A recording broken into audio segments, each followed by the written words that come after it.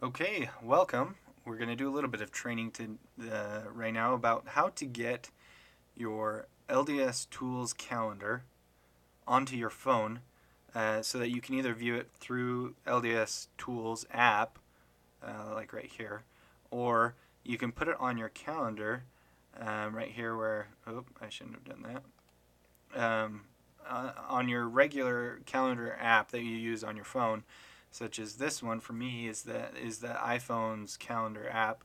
If I have here, you can see this Institute devotional with Elder Patrick Kieran that went on this morning.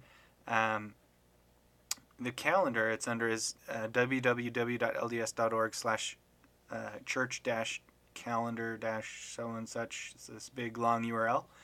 I'm going to show you how to get that calendar and put it on your phone so that you can have all of your items under one calendar if you want. Now the other option is to just use your LDS Tools account. If I click on the LDS Tools app, I have here down at the bottom in the middle this calendar button. Oh, let me get rid of that. Calendars. And now it's going to pull up everything in the calendar, all the interviews and things like that are going on. And that may work for some of you. Others of you, maybe you want it just on one app that you have all of your calendar items on. But if not, this is always viable. It shows all your items in an agenda format. If you, up at the top right here under Edit, if you click on that, it's going to show all the calendars that I have subscribed to and whether or not I want to see them on this or not. If I click that little circle and uncheck them or check them, I can change it. Now if I click on subscriptions, it's going to load all of the calendars that I could subscribe to. Now, I showed you in another video how to change subscriptions. You can also do that on this LDS Tools app by clicking on these subscriptions. Right now, at the top, it says subscriptions, all calendars, and there's a tiny little arrow. If I click on that, I can change which ones I want to manipulate and see if I want to subscribe to them or not. Those of you who are out of unit will have another stake on here with a whole another set of wards potentially. I'm just going to leave that on all calendars. Now it shows all the wards that I can subscribe to and all their different calendars, Madison, Riverside, and all that. And I can click on someone's calendar if I want to get into that ward's calendar, like the Grant YSA ward. I can click on that. Now I've subscribed to it and I hit done. And boom, there it is at the top. I have ward, Grant YSA ward, and then all these state calendar items. You know what? I'm going to take that one off because it's kind of a duplicate of the bottom, church-wide events, which we don't need because everybody's already got a church-wide event calendar, so we don't need it for the stake. Okay, anyway, that's beside the point. So now when I've done selecting which calendars I want to see, I click done. Now it's going to update all the calendar items that are viewable for the stake and then for the grant ward that I subscribed to, which I'm not seeing anything from them. That's interesting. Okay, so now let's say I don't want to do it that way. Let's say I want to put it on my regular iPhone calendar or Google Calendar, or if you're on an Android, maybe some other calendar that you want to use. Now, granted, I can only give you training for how to put it onto your iPhone calendar or your Google Calendar, and I'm going to show you how to do that. Now, what you're going to need to do is you open a browser on your phone. So for me, I'm going to use this Chrome browser. I'm going to click on that, and I've already logged into my LDS.org account because I didn't want you seeing my password. So you're going to want to log in and go into calendars.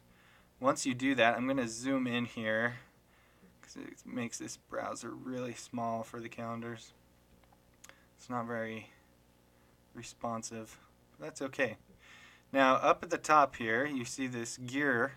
It says settings. If I click on that, it's going to bring a drop-down menu. Then I'm going to look at sync. If I click on that button sync, it's going to open up a page where I can copy a URL. Now, let's look at this here. I have a few options. Now, I would advise that you read the instructions up at the top here about syncing a calendar with Google or whatever.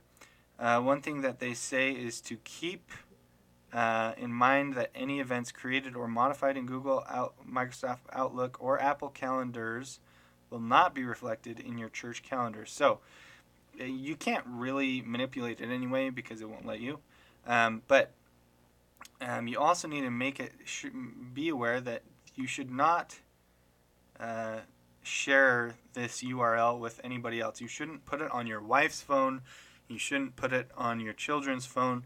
This URL that is bold here, I'm going to select it so you can see what I'm talking about.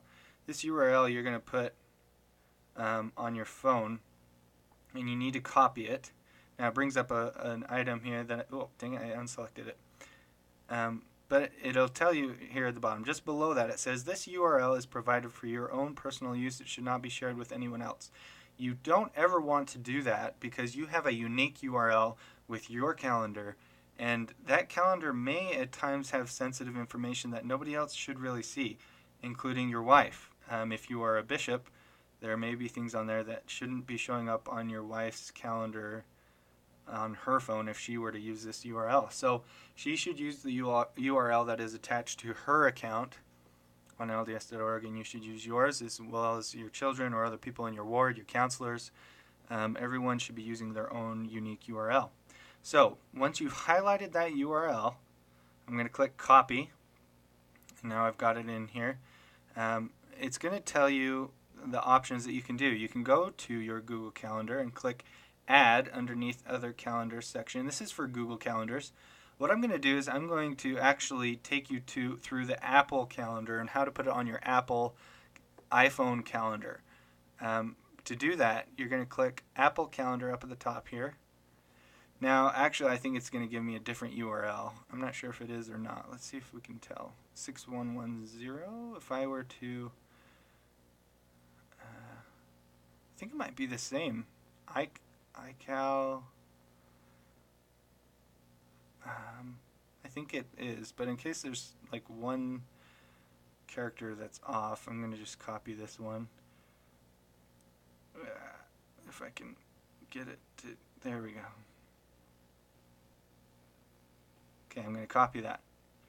Apple Calendar. Then it's going to give you all the instructions really that you need to do to download this calendar. I'm going to show you on here. You're always welcome to just stop watching this video and go through these instructions yourself, but I'm going to show you how to put it on your calendar. So now I'm going to exit out of this browser. I'm going to go back to home, and I'm going to go to Settings. Inside Settings, we're going to go scroll down to Calendar. I'm going to click on Calendar. Now it's going to give me all these accounts at the top. If I click on this Accounts, I have here all of the different accounts that I am subscribed to. iCloud, Desert Book, LDSBC, all these different ones for school. There's another Dixie one. And then at the bottom here you see subscribed calendars. That's the church one. That's the one that I have currently. And what I'm going to be showing you how to put on. Now, what you're going to do is you're going to, at the bottom here it says Add Account. You're going to click on that.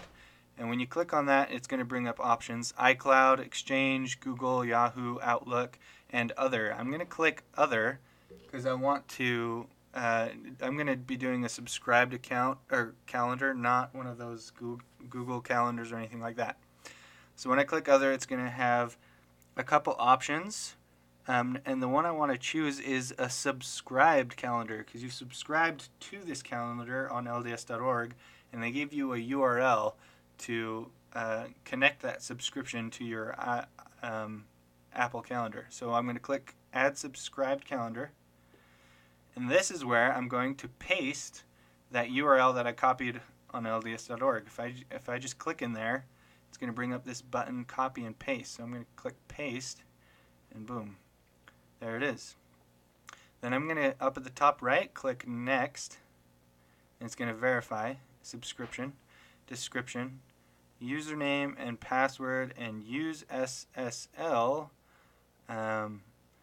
These things, actually don't know if you actually need to do them or not. If you were to just save it, I believe it would work. Now, I'm going to just show you how to take a safe measure just in case it doesn't, because I know it works this way. If I just put in the same information as my login information on LDS.org into these two areas, which you saw my username already, so I don't care about that. And then I'm going to put the password in, and then I'm going to click Use SSL. Now I know doing this will work, will help your calendar to work. Once I'm not going to put in my password because I don't want you seeing it. But once I'm done with all of that, I'm going to click Next. It's going to verify, and then it's just going to put up this button up at the top right. It changed from Next to Save.